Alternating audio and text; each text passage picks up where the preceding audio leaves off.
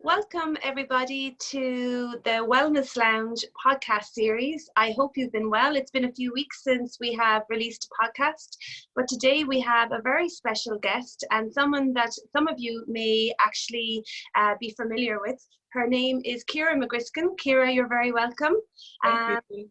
And Ciara, I'm going to read your title because, as we were saying before there, it's a mouthful, but I want to get it right.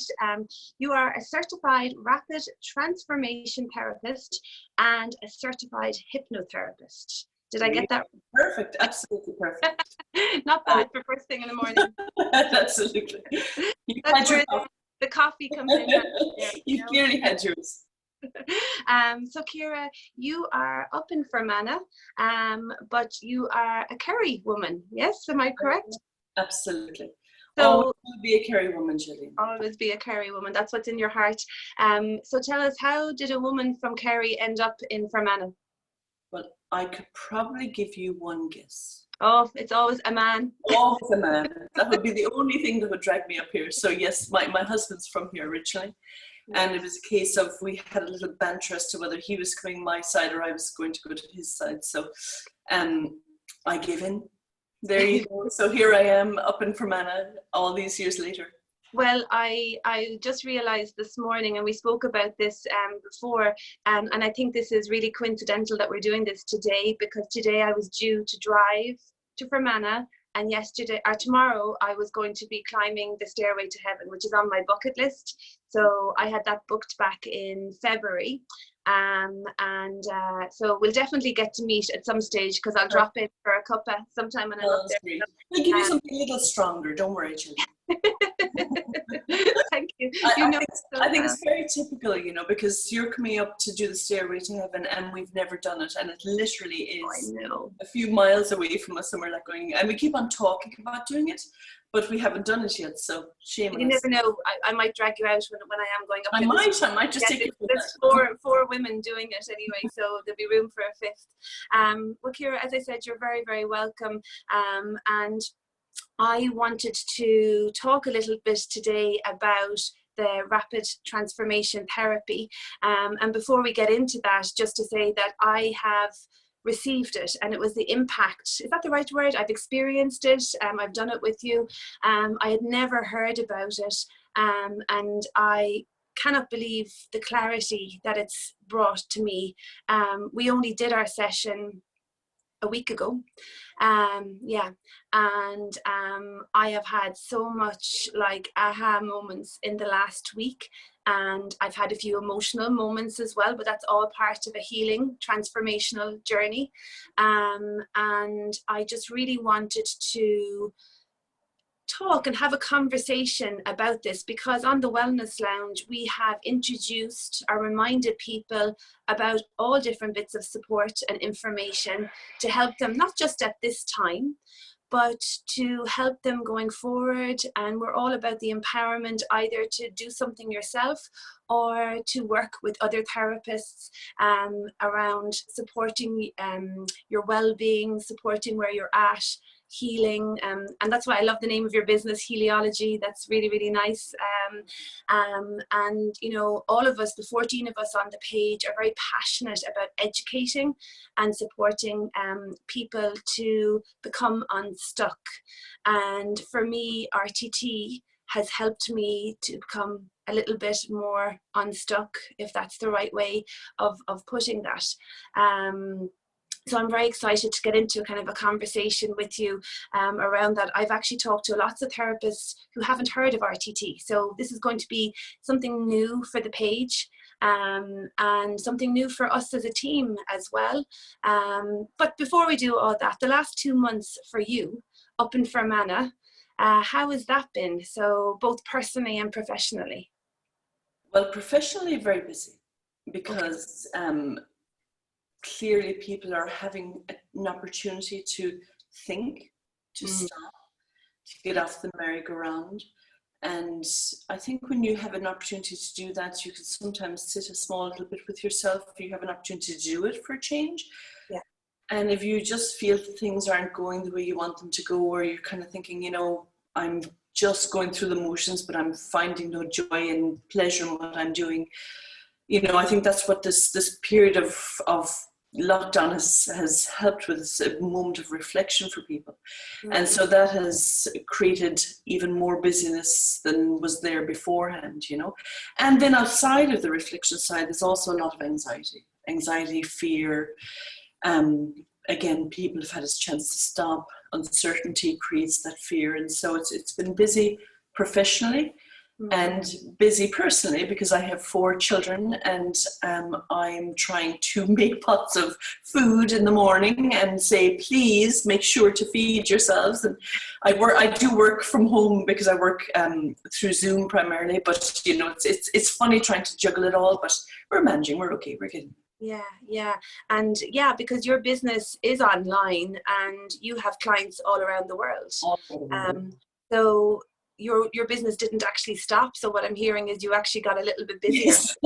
I got busier in every front, whereas before I could have a cup of tea. Now the tea has gone, you know what I'm saying? So that's okay. It's good. It's all good. You know, this is the time we need to help people most, and you know, I'm glad I can. And you know how we met then was you came to me because you wanted to support the Wellness Lounge page. There was a lot of people, there was so many people. It was so beautiful. It was so lovely, because it was like I was attracting in, you know, people like me that just wanted to support and give time. And you put together a beautiful immune boosting meditation. So as people are listening to this podcast, they're going to be saying, I know that voice. I know that voice. And now I've solved the puzzle for them. So that's in our unit section, because that can be done anytime. That doesn't have to be just because of this time. I found that very powerful. Your voice is very soothing. We're going to talk about that in a second when we're talking about the therapy. But I actually found I did that meditation on a day where my mind went into fear. I was like, am I starting to get symptoms in my throat? And I went, okay, what do I have in my toolkit? Oh, I have that meditation. It was just the right time. Went to bed early, woke up the next day, and I thought, wow, the power of the mind, you know. I mean, you can you know, really, and underestimated. I think, you know, most people just keep going about their daily business, but if you dialogue and collaborate with your mind properly, it's amazing what you can achieve. Yeah. So tell us, what is RTT? So RTT, as you said, it's called Rapid Transformation Therapy. And the reason why I love it is in the title. It is rapid, as you will have experienced yourself. And basically it's a hybrid therapy. It is a very new therapy, which is why most of your colleagues and people generally don't know about it. But it's only been around a few years. But I think when I was looking to add to my toolbox of things, I really wanted something that was different, but fast. Because I would always say, you know, if I broke my knee, I would go to a doctor and I'd want him to put a cast in it, or broke my leg, I'd want a cast on it, and I'd want him to tell me that in 6 weeks' time, my leg would be back to normal, and we'd be taking the cast off and off you go. And sometimes I think that we don't treat, you know, the mind or mental illness in the same way. And I wanted something that I could kind of latch onto that was faster than having to go through maybe years of therapy. And it's not a replacement for years of therapy. That's not what I want to say, because there's a place for everything. But I think that our systems are run, or our subconscious runs our beliefs, because that's where all our emotions are, and beliefs are all in the subconscious. And what I love about rapid transformation therapy is there's 4 modalities in there. And one is hypnosis, and the hypnosis allows us to get to the subconscious mind, to understand the beliefs that are there, the core beliefs that you have that are running your life and your body and your thinking. And then clearly in that we start with hypnosis so we can access the subconscious mind, and then we do some neurolinguistic programming, and we do some talk therapy when we're in with the subconscious mind talking to it. And we do some CBT, and then we finish off with just recording to help you. We find out what the beliefs are. We look to rewire those beliefs, and I would do a personal recording, an audio recording that you'd listen to for 30 days to just, you know, embed those beliefs, because the mind does learn by repetition. So it's just enforcing the new beliefs so that you can change your course, really. Yeah. And, you know, just for people listening there, because there's all these different kind of terms being used, and it's a CBT, and it's like NLP, and it's talk therapy, and it can sound very like as if you're having like a lobotomy or something. But really what it is, you know, for people to know, because I went through it, is that Ciara and I did the therapy on Zoom, and most of your clients are online, so that is the forum that you use. Is that I found a quiet space for 2 hours, put my laptop on my lap, put my earphones in, had loads of cushions, and basically Ciara brought me into this deep meditative state. And I had resistance around, no, I won't say resistance, because I was very trusting because we had a consultation. And to be honest with you, just to go back on that about people working with therapists, if I hadn't worked with my therapist, I wouldn't have gone into our session with the level of awareness I had.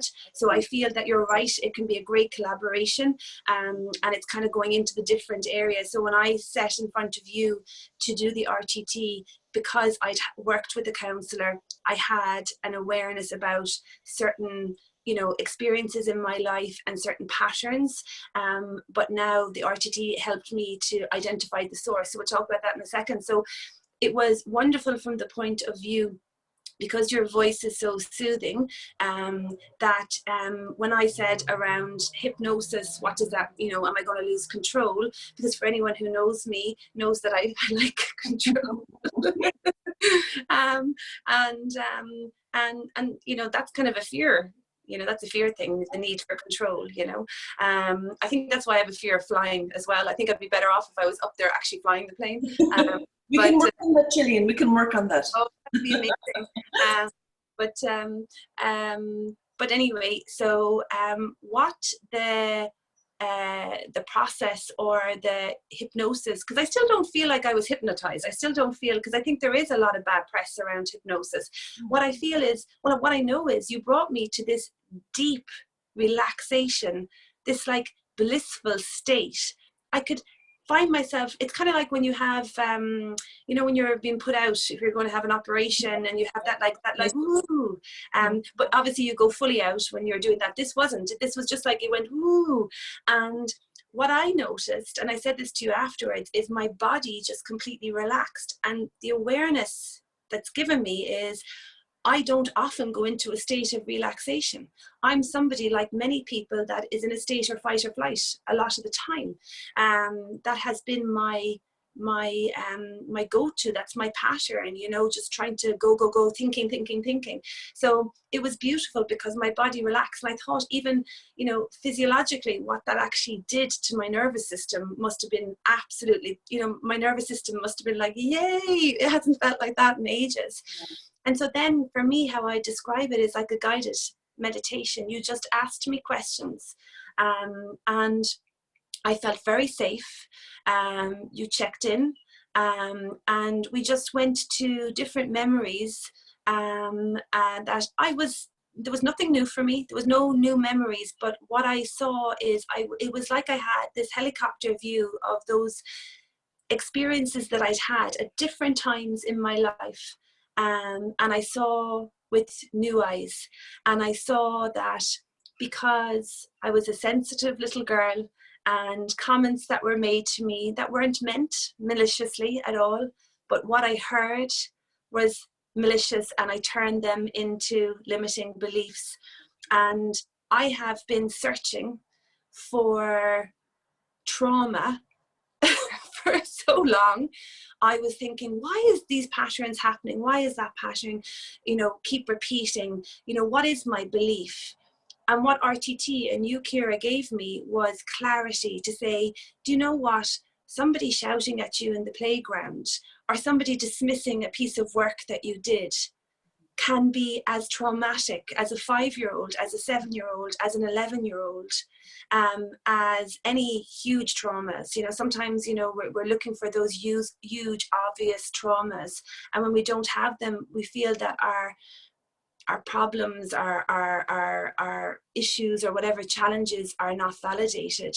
So RTT, in a very safe way, showed me experiences, and the hypnosis allowed me to actually identify what I felt in those moments. I'm not enough, I'm not lovable, I'm not important, and you know, I don't deserve love, I need to fix things, all these things that came up for me, fear of rejection, so many different things. And a very, very common fear, Gillian. I mean, that there are certain threads that us as human beings have that are really common threads, and one of them is fear of rejection, and that can run, again, as you now know, it runs your system as to why you do things. It make, not you, but people, you know, do things like people pleasing and, you know, trying to make everybody happy, because the fear of rejection is overwhelming. Because, and it comes from that tribal fear that we have, as I said to you before, you know, when years ago when we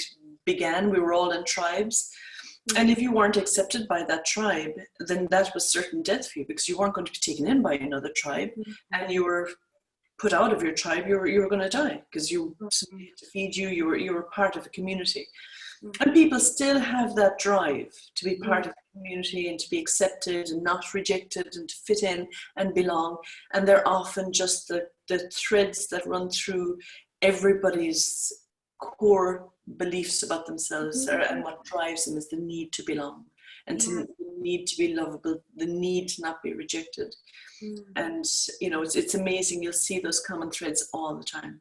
Yeah, and you know, I work with clients and we talk about beliefs, and I think when people start to look at it at the beginning, they feel that they're the only one that has these limiting beliefs, because they feel, well, you know, my friends don't talk like that, or, you know, my family or my partner. And the fact is, we all have limiting beliefs. But what RTT has done is it's helped me to identify where they're showing up. And the experiences that probably helped you to establish those beliefs. And I think that's probably where the difference lies, is that, you know, as you said, the hypnosis, and I'm glad you clarified that, because there is a lot of fear around the notion of hypnosis, probably because of all the TV shows and the fun, and people think that I'm going to be able to take over their minds and stuff. And as I said to you jokingly, if I could do that, I'd have 15 Porsches outside the front of my house. It's really genuinely not like that. It's just about bringing, it's really what we're looking to do is try to quieten the thinking mind. Because as you said, you know, you're thinking, if you're thinking what's next, and when you're in that fight or flight mode, that's the thinking mind as well, going, what's next, where's the danger, and so on. So we're really looking to quieten that in the hypnosis and the meditation, so we can access the subconscious mind, which holds all the emotions and all the beliefs, and say, right, okay, we see what happened. What belief did you form about yourself? Yeah. And when you know those beliefs, then it's so much easier to try and understand how to change it. Yeah, because you know your story. It's like you make sense of your life. That's right. Like, oh, so that is why I always say yes, or that is why I never believe things work out for me, or that is why I have this fear of rejection. And I often talk to people when I do talks as well, that it's not just about what we're thinking, it's about what we're vibrating. So, you know, you think it, but then you feel it, you know, so then you kind of attract more of that, and that's what causes the patterns, you know. And what I found really, really beautiful and sad in one way, that there was a part of me that's just exhausted from these patterns, you know. And so now, you know, because as you said that you are you give me a recording, I'm now in the process of reframing, changing those beliefs, and you know, and just to say to people listening out there, you know, it is a process and there is resistance, because, you know, I'm 42, I've been living with these beliefs for 37 years, you know, at least. And so it's all...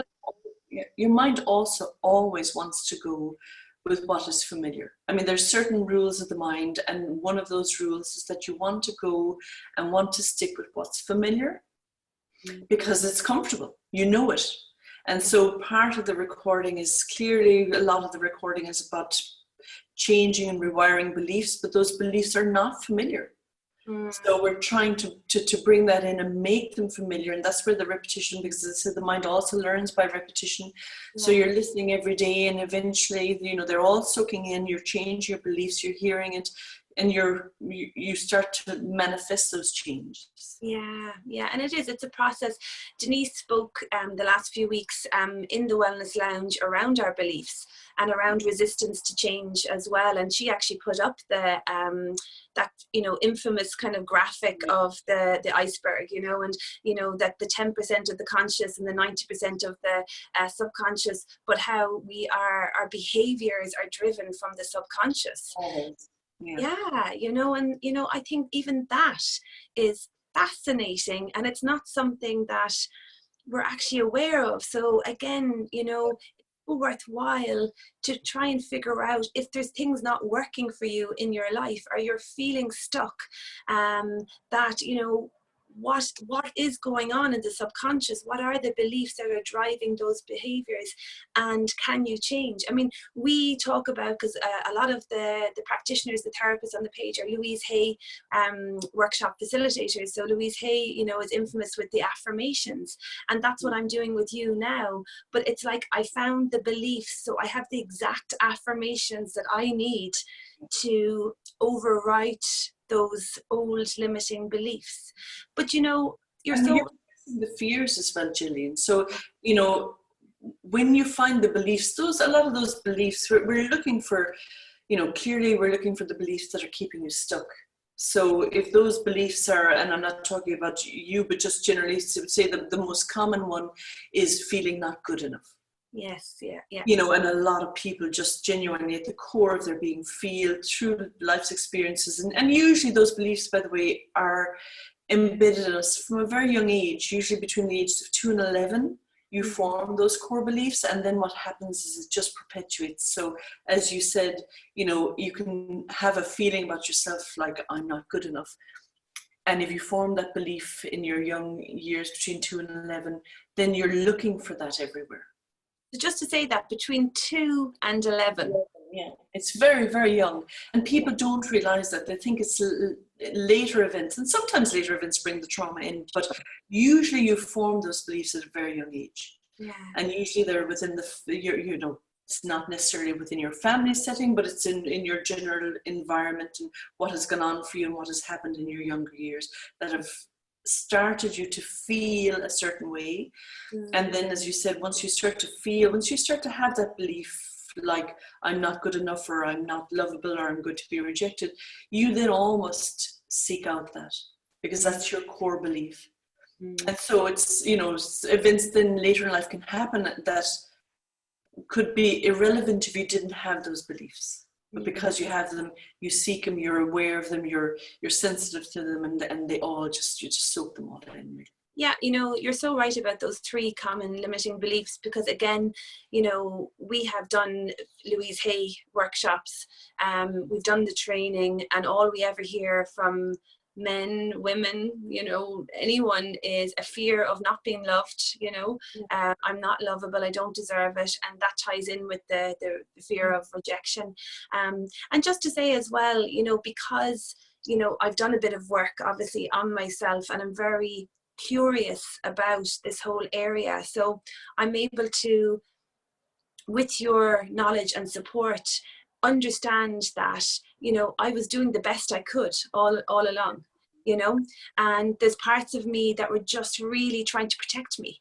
So even though I may have cut myself off from opportunities because of fear of rejection, or for fear of not being good enough, that my mind was trying to do the best. And, I was trying to do the best. It's all I knew, because I was trying to avoid, pain and suffering. And there's a lovely expression in Buddhism, which is turn the suffering into enlightenment, and I think that's kind of what RTT is, it's turning that suffering into enlightenment, becoming enlightened as to what your story is and why, you're experiencing life in a certain way. Because, Louise Hay has a beautiful affirmation that joy is our divine right. It's our right to feel joy, and if you have resistance around that, well, then explore what beliefs you have around happiness and what you deserve.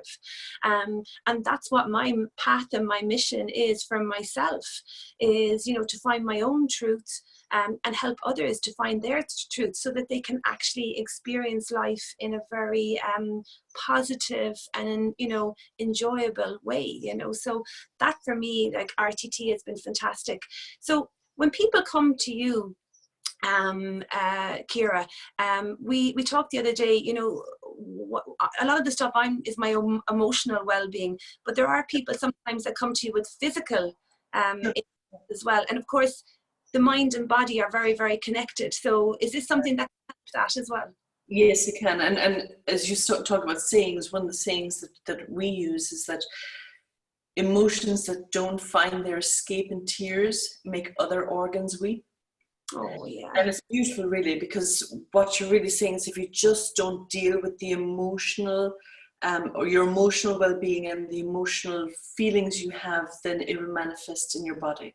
Mm-hmm. And so a lot of the autoimmune diseases and so on and so forth are clearly just, you know, mind-body issues. And, you know, RTT is great for that. Again, getting in there, finding out, you know, it's the same thing, because what we're going back to are beliefs.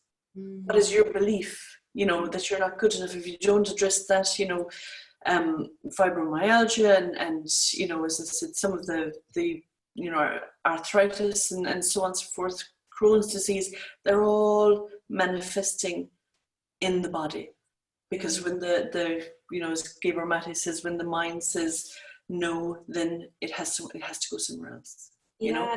And I have an autoimmune condition. I have had, and you know, somebody, actually, I think it might have been Nuala McCann, who's on the page, because I would have done some work with Nuala a few years ago.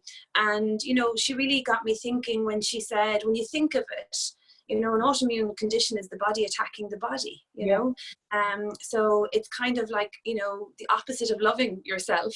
And look at your beliefs, you know. So that would ring true for me, definitely. And now when I've done the work and associated the beliefs with certain periods in my life where I was very hard on myself, and to be honest, right through my life, people would say, "Oh, you're so hard on yourself." People still say it, because I can still revert.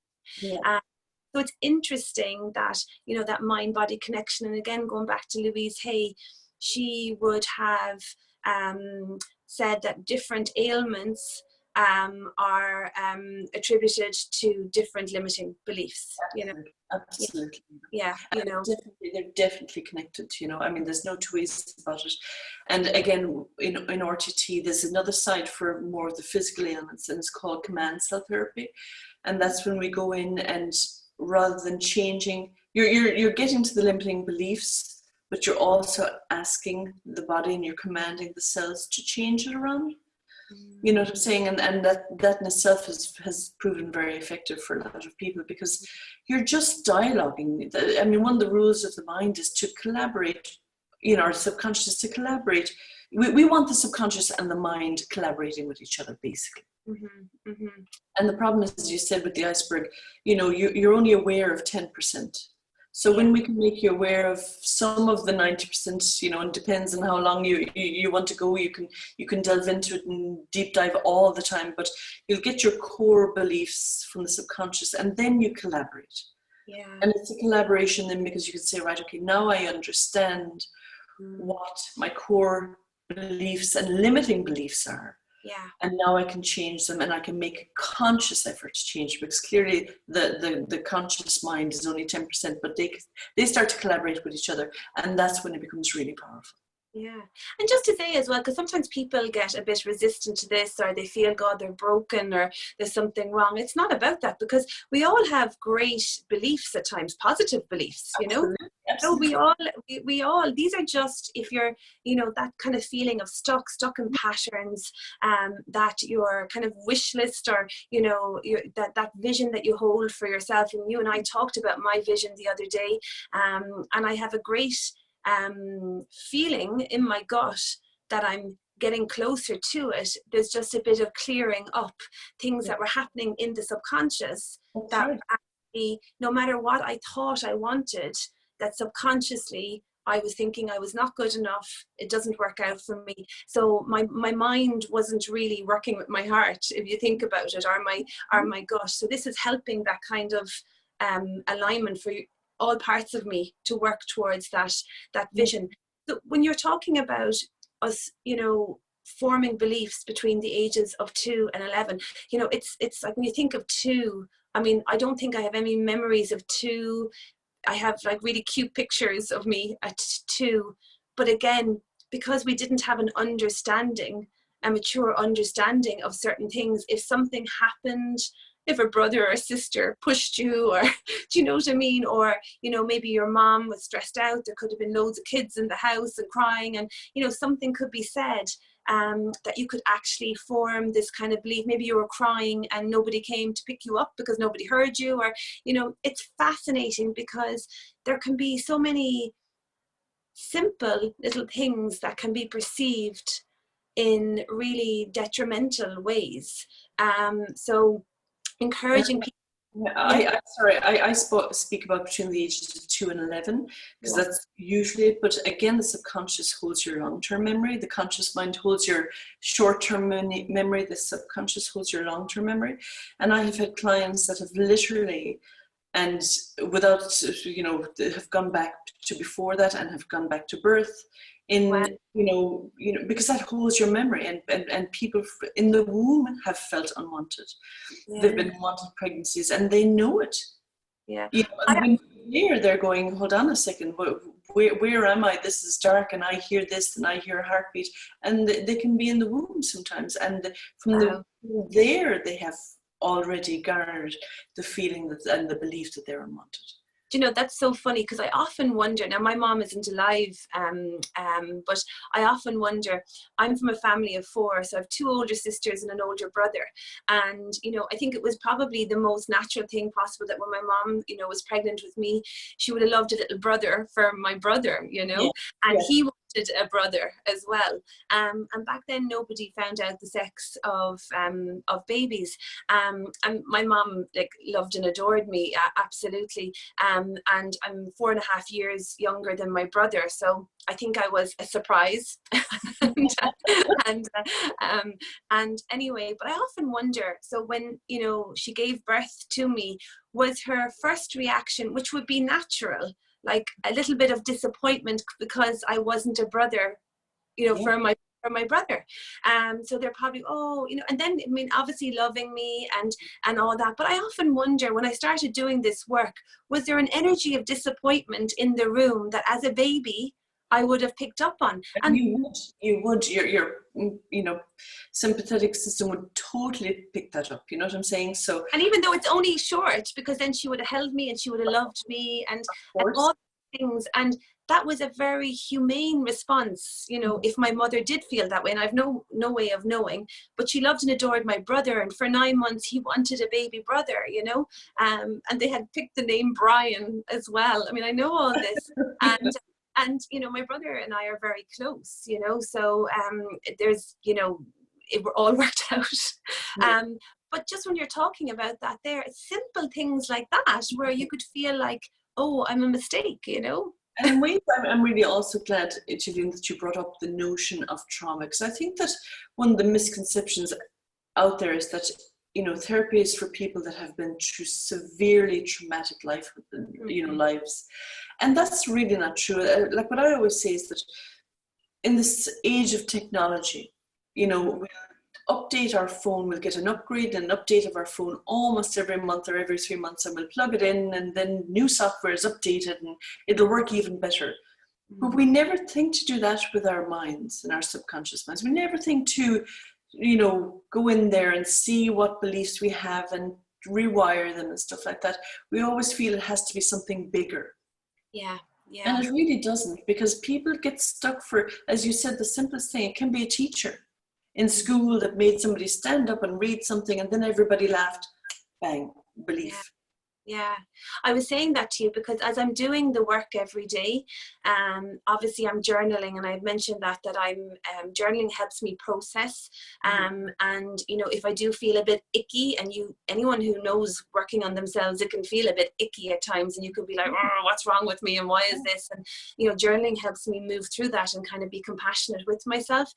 But I was watching a Super Soul Sunday, interview the other day with Oprah, obviously doing an interview with an author and speaker, Glennon Doyle. And I don't know enough about the lady, only she's quite witty, and she's wrote loads of books, and she's been in recovery for a long, long time. And, you know, she's someone who says that, you know, to really face your pain, don't run away from your pain, because for her, addiction was, you know, avoiding the pain. And so when she went to her first AA meeting, she was thinking, God, I feel worse, I don't feel better. And one of the more experienced ladies in the group said, you know, honey, this is real life. You're just feeling real life. You have to feel all your feelings, you know. And I think that is what this work actually does. And when she was talking to Oprah, she talked about at a very young age, she became bulimic. And it stemmed from beliefs, you know. And Oprah, you know, kind of was questioning, well, what was the trauma to spark those beliefs? And she was like, but that was it. There wasn't any big trauma. And I was like, oh, the hairs in the back of my neck, you know, went up. And I said, you know, and I said it to you the next day. And I said, you know, it's made me realize that flippant remarks, people's pain, people project pain on other people all the time. And when we're younger, we definitely don't understand it. When we're older, we're kind of able to say, well, look, that's all about them. You know, I'm not going to take that. But, you know, we don't even always do that either. So I think it's so important that people look at, you know, where in their life that they are feeling the pain at the moment. And instead of avoiding it, then look at it with somebody like you, look at it with a therapist, and try and move through it. Okay. That's kind of what healing is about. Well, I mean, as you rightly said, you know, our belief is you feel the feeling until you no longer need to feel it. Yeah. And that's when it goes away. Yeah. You know, but you have to acknowledge it, you have to feel it, you have to go through it. And understand the reason behind it. It makes it easier to go through it when you understand why it's there. Because then there's no doubt you've, over the week, you have gone, oh, now, right. Now I understand why I did this. Now I understand that. Now I understand the impact of that.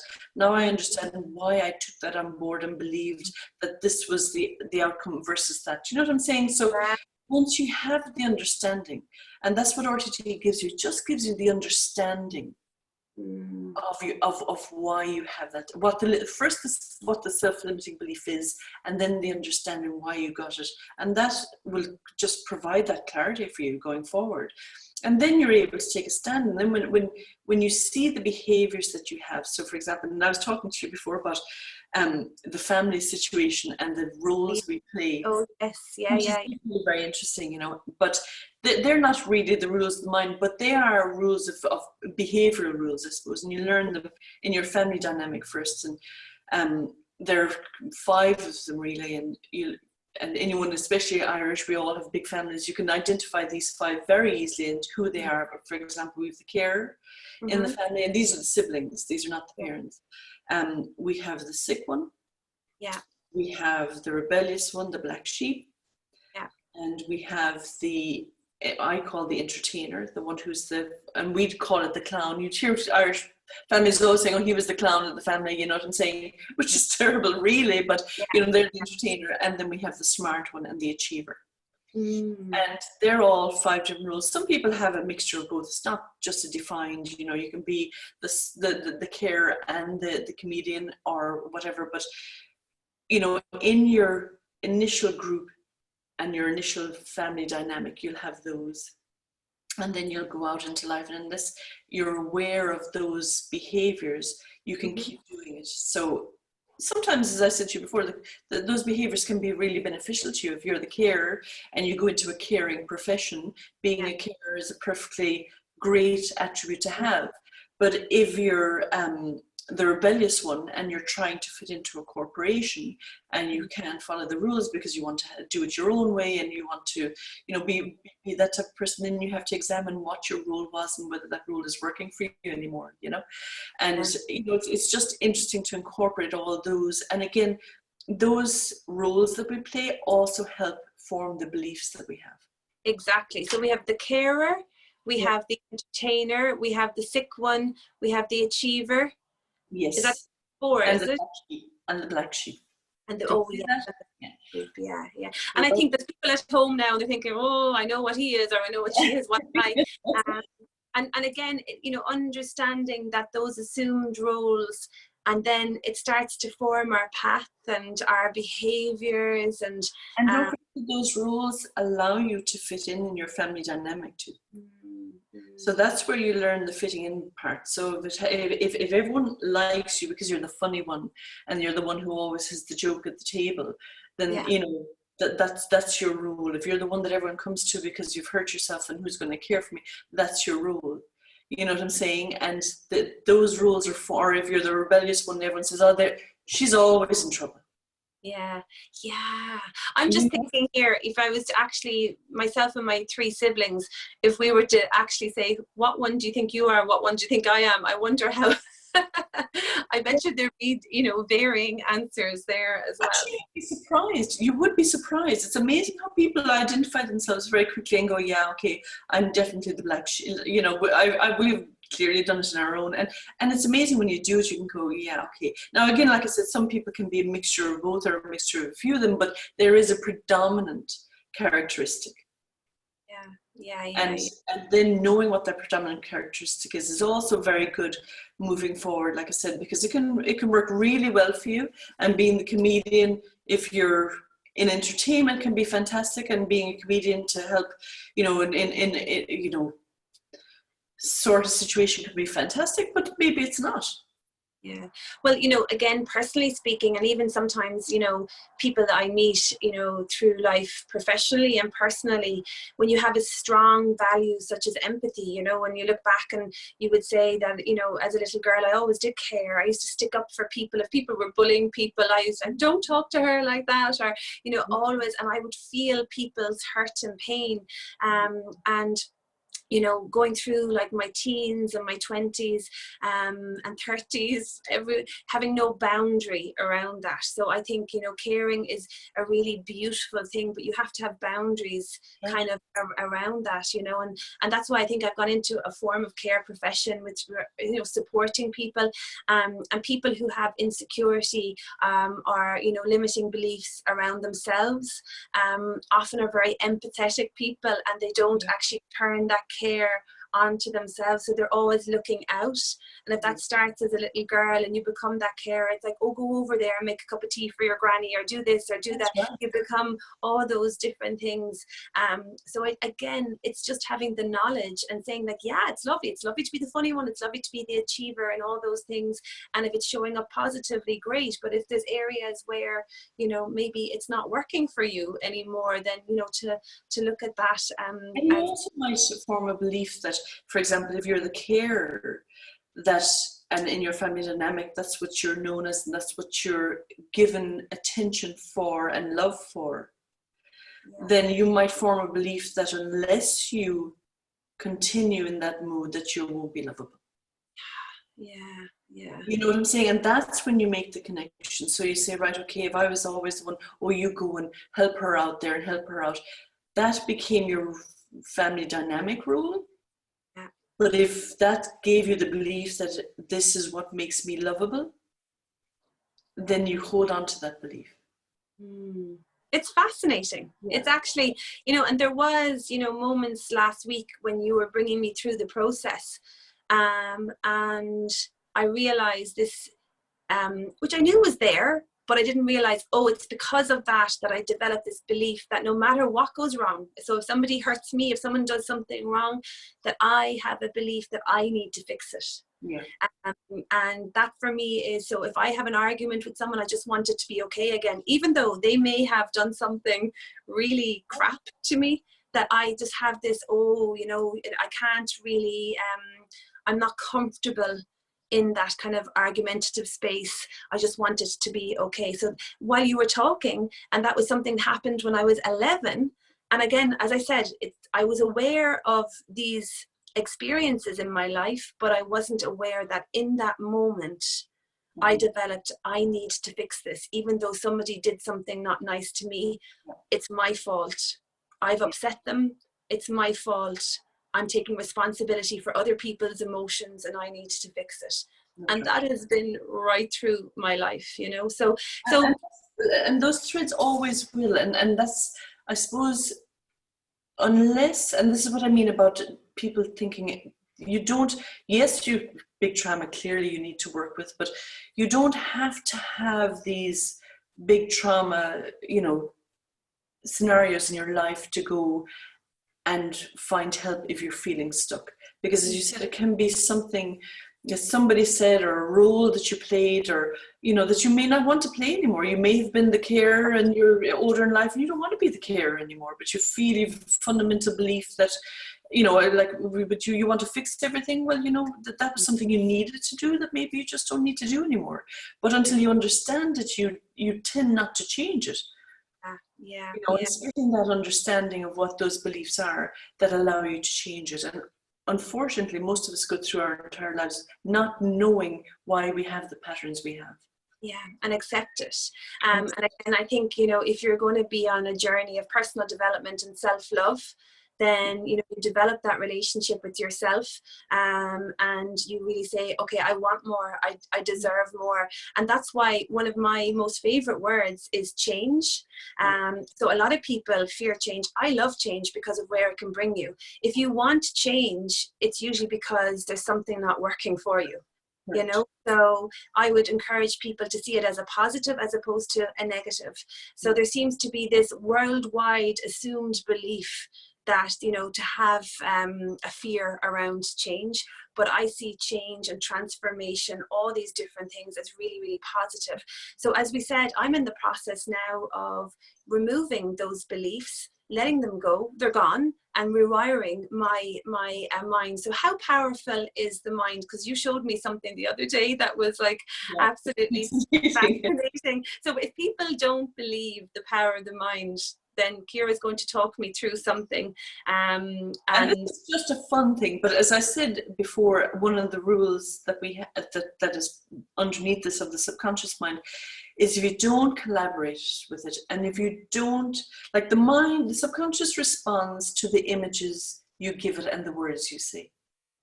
That's what it responds to. It's not the conscious mind is the logic and the analytical one. The subconscious is you give it the image, you give it the visualization, you give it the words, and it will respond to it.